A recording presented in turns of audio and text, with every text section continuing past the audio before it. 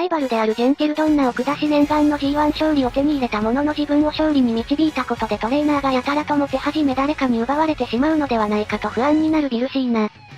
トレーナーさんちょっと遅いわね。今日のレースで勝ったからこれから祝勝会するってトレーナーさんから言ってくれたのに。いえ、落ち着きなさいビルシーナ。慌てることはないわ。そんな焦らなくてもトレーナーさんはいなくなったりしないもの。だって、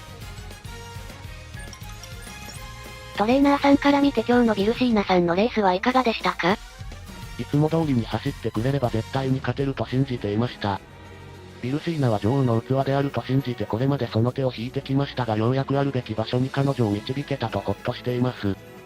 ではトレーナーさん、今後の目標は？慢心せずに目の前のレースを勝っていくだけです。ファンの皆さんも見ていてください。ビルシーナの走りを。ありがとうございました。インタビューでトレーナーさんは私のことを女王だなんて呼んでくれたけど女王として私がいられるのはトレーナーさんあってこそ。トレーナーさんが私の手を引き玉座まで導いてくれたからこそ今の私があるの。杖だったり相棒だったり担当ペアによってトレーナーさんはそのあり方を変えるけど、トレーナーさんは私を2着の沼から救い出してくれたヒーローね。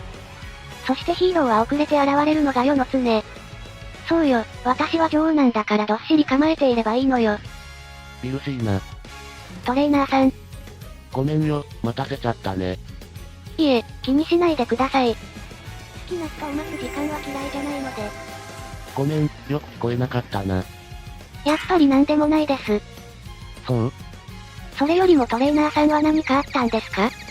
ああ、それなんだけど。多分ビルシーナが買ってくれたからかな。俺のファンと名乗る人たちからサインだったり写真だったりを頼まれてさ。え？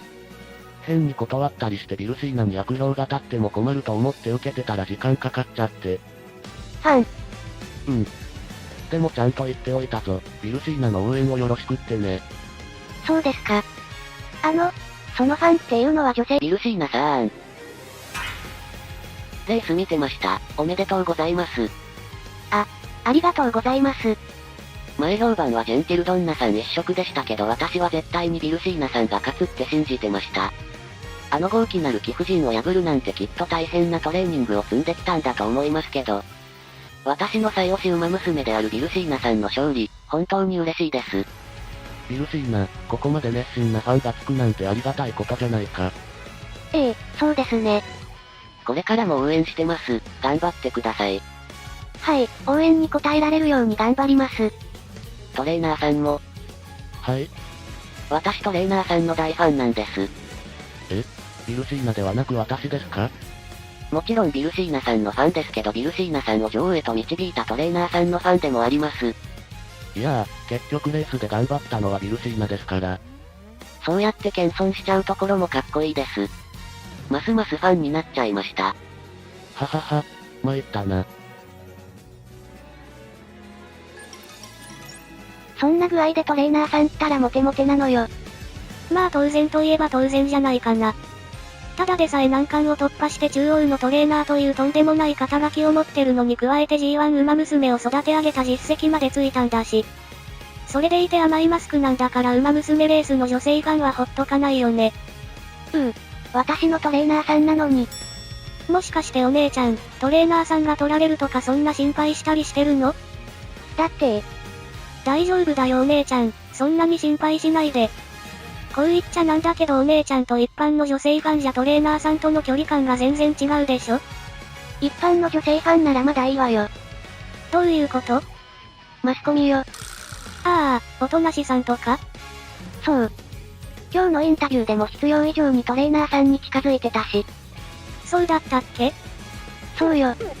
私も見てたけど別にそんなことはないと思うんだけどな。じゃあとりあえずその件はいいとしましょう。取材と称してトレーナーさんにやたらめったら付きまとうし。ことあるごとにトレーナーさんに連絡してくるのよ。おとなしさんはそれがお仕事だから。甘いわ。あのメギツネはね、心理学でいうところの単純接触効果でトレーナーさんから好意を得ようとしているのよ。メギツネって。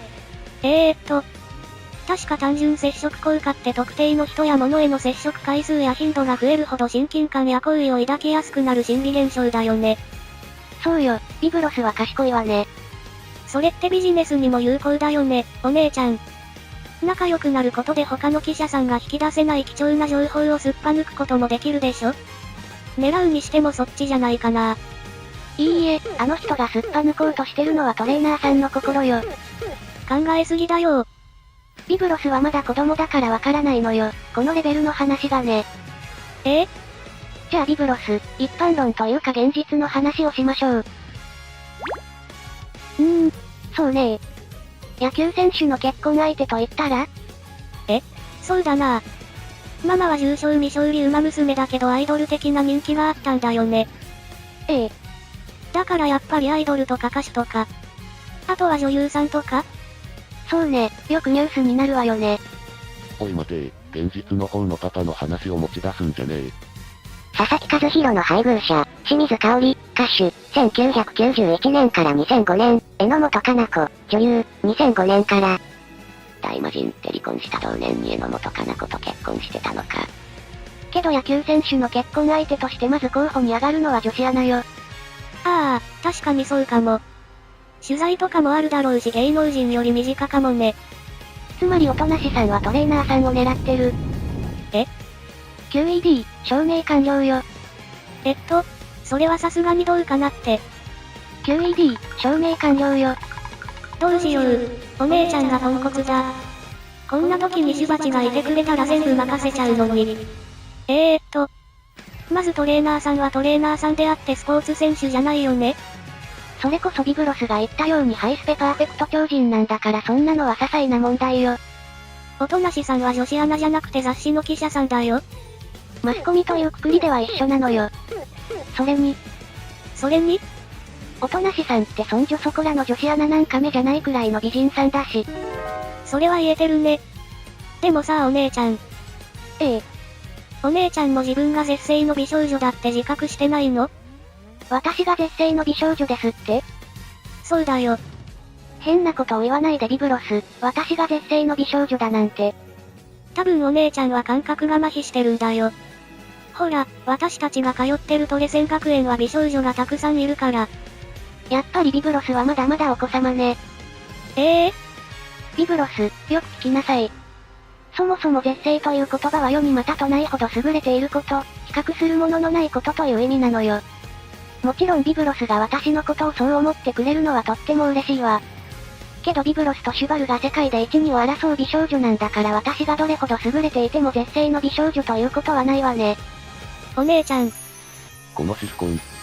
お姉ちゃんはこういうこと言う。ほだされるビブロスもビブロスだよ。